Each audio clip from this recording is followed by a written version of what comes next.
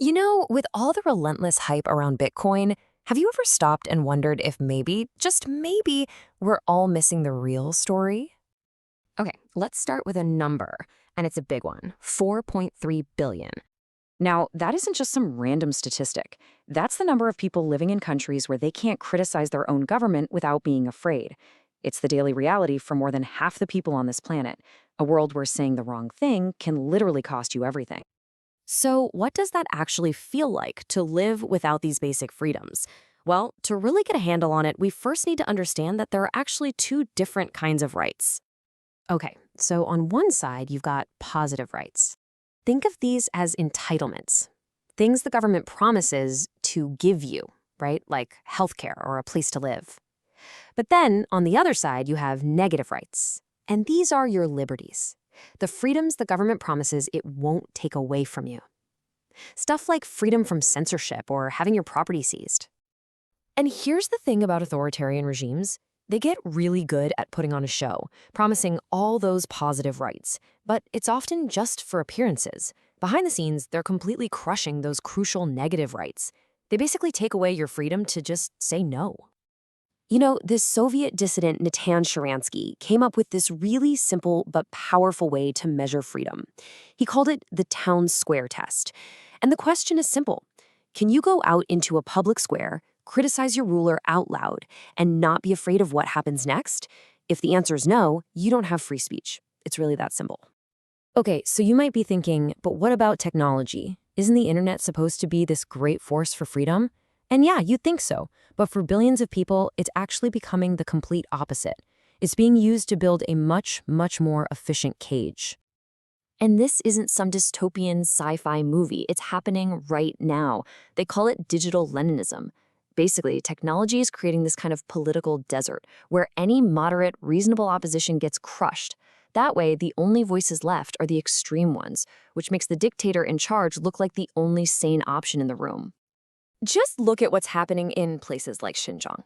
The state is building what you could call a digital panopticon. It's this all-seeing surveillance monster that just feeds on its citizens' data. We're talking hundreds of millions of cameras with facial recognition, QR codes on every door, mass DNA collection. It's a level of control that dictators of the past could literally only dream about. So if governments are getting this powerful, how on earth can a regular person even begin to fight back? Well, what if the answer is hiding in plain sight? What if it's cleverly disguised as a speculative asset? Yeah, I'm talking about Bitcoin. And I know what you're probably thinking. Isn't that just for speculators and tech bros? And look, on the surface, maybe. But let's challenge that idea. What if all that noise about the price is just the shiny exterior of a Trojan horse, with something much more important hidden deep inside?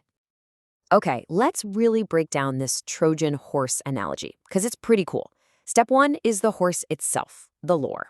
That's the shiny asset, the famous number go up technology that gets everyone so excited about making a profit. That's what gets investors and even corporations to bring it inside the city gates. But hidden inside that horse are the soldiers, a permissionless, censorship-resistant financial tool. And the result, well, as the network gets stronger, you don't just get number go up, you get freedom go up. Okay, so this whole freedom go up thing sounds great, but how does it actually work in the real world? Well, it basically provides two crucial escape hatches for people living under these regimes. First, it acts as a sovereign savings account. And second, it's an unstoppable payments network. And believe me, these are not just abstract techie ideas.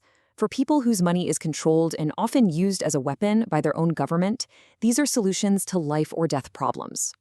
Just think about this for a second. There are nearly 1.3 billion people living in countries with double or even triple-digit inflation. Can you imagine that? Your entire life savings, all the value of your hard work, could just evaporate. Poof, gone in a matter of months. There's this powerful story about a Zimbabwean activist. He wears a necklace made from an old 1980 Zimbabwean dollar coin. It's a symbol, a relic of a time before the government printed the currency into worthlessness. That's the human cost. That's what happens when a state has total control over money. It becomes a tool to steal people's time, their energy, their past, and their future. And then there's the other side of it, as a payment tool. Bitcoin can't be stopped by sanctions or financial blockades. This allows people to trade and send money in places like Cuba, Iran, and Palestine. It's a way to bypass the crazy high fees, and more importantly, the political controls of traditional money systems that can just decide to cut off an entire population. All right, so this all sounds pretty amazing. But what powers this whole thing? I mean, what's the engine that makes it all go? The answer is, well, it's what makes this whole system so brilliant, and maybe a little controversial. See, Bitcoin doesn't run on altruism. It doesn't rely on people's goodwill. It runs on pure, simple self-interest.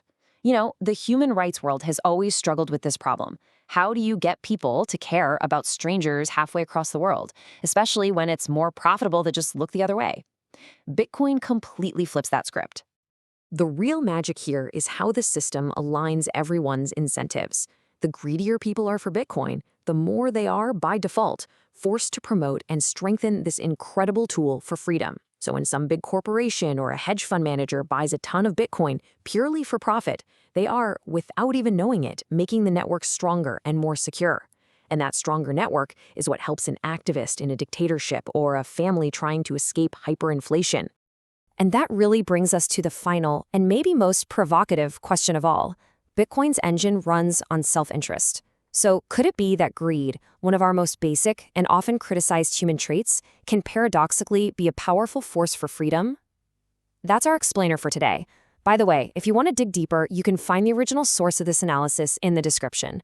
Please remember to follow, like, and share the podcast, What Bitcoin Taught Me, and follow us on Twitter/X, Nostr, Blue Sky, Threads, Instagram, Facebook, LinkedIn, Spotify, YouTube, and now TikTok.